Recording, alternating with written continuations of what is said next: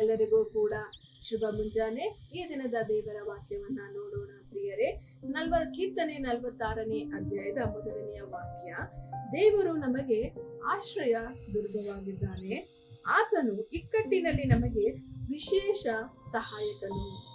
ಹೌದು ಪ್ರಿಯರೇ, ದೇವರೇ ನಮಗೆ ಆಶ್ರಯ ದುರ್ಗವಾಗಿದ್ದಾನೆ.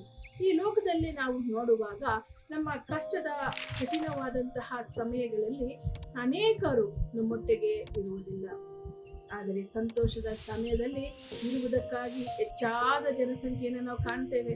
ಹೆಚ್ಚಾಗಿರುವಂತಹ ಸ್ನೇಹಿತರಾಗಿರಬಹುದು ಅಥವಾ ಸಂಬಂಧಿಕರಾಗಿರಬಹುದು, ಎಲ್ಲರೂ ಕೂಡ ಜೊತೆ ನಿಲ್ಲುವಂತವರಾಗಿರ್ತಾರೆ. ಆದರೆ ಕಠಿಣವಾದಂತಹ ಪರಿಸ್ಥಿತಿಗಳಲ್ಲಿ, ಅದರಲ್ಲಿಯೂ ಕೂಡ ಇಕ್ಕಟ್ಟಿನ ಹಾದಿಯಲ್ಲಿ ನಾವು ಹಾದು ಹೋಗುವಾಗ ನಮ್ಮೊಟ್ಟಿಗೆ ನಿಲ್ಲುವಂತವರು ಕೆಲವರು ಮಾತ್ರವೇ.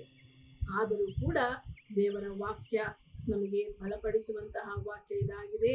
ದೇವರು ನಿಮ್ಮೊಟ್ಟಿಗೆ ನಿಮ್ಮ ಇಕ್ಕಟ್ಟಿನ ಸಮಯದಲ್ಲಿ ನಿಮ್ಮೊಟ್ಟಿಗೆ ಇರುವಾತನಾಗಿದ್ದಾನೆ.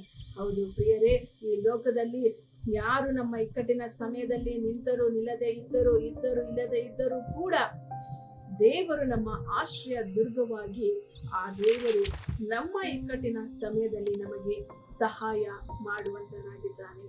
ಆದುದರಿಂದ ನಾವು ಆತನಲ್ಲಿಯೇ ದೃಢಪಡಿಸಿಕೊಳ್ಳೋಣ, ಆತನಲ್ಲಿಯೇ ನೆಲೆಗೊಂಡಿರೋಣ. ಪ್ರಾರ್ಥಿಸೋಣ.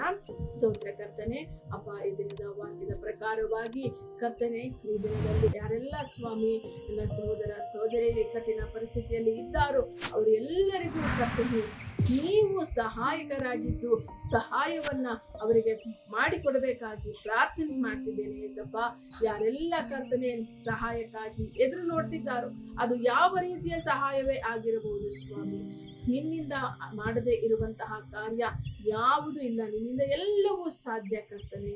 ಅಪ್ಪ, ಈ ದಿನದಲ್ಲಿ ಈ ಪ್ರಾರ್ಥನೆಯನ್ನ ಕೇಳುತ್ತಿರುವಂತಹ ಎಲ್ಲರ ಜೀವಿತದಲ್ಲಿಯೂ ಸ್ವಾಮಿ, ವಿಶೇಷವಾಗಿ ಅವರ ಇಕ್ಕಟ್ಟಿನ ಸಮಯದಲ್ಲಿ ನೀನು ಅವರೊಟ್ಟಿಗೆ ಇದ್ದು ಅವರಿಗೆ ಸಹಾಯ ಮಾಡಿ ಅವರನ್ನ ಬಲಪಡಿಸಿ ನಡೆಸಬೇಕಾಗಿ ಯೇಸು ಕ್ರಿಸ್ತನ ನಾಮದಲ್ಲಿ ಪ್ರಾರ್ಥಿಸಿ ಬೇಡಿಕೊಂಡಿದ್ದೇನೆ ಕರ್ತನೆ, ಆಮೆನ್.